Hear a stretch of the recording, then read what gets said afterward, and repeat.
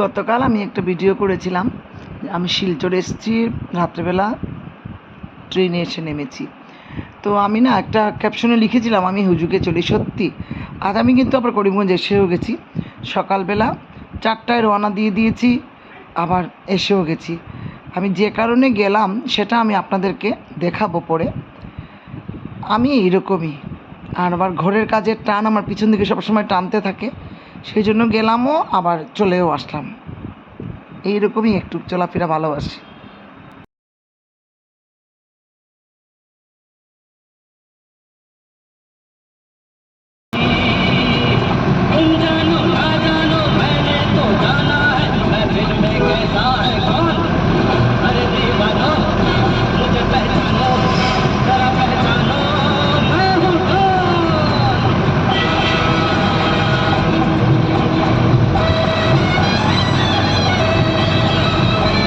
শিলচর থেকে করিমগঞ্জ এসে পৌঁছে গেছি 5:45-এ।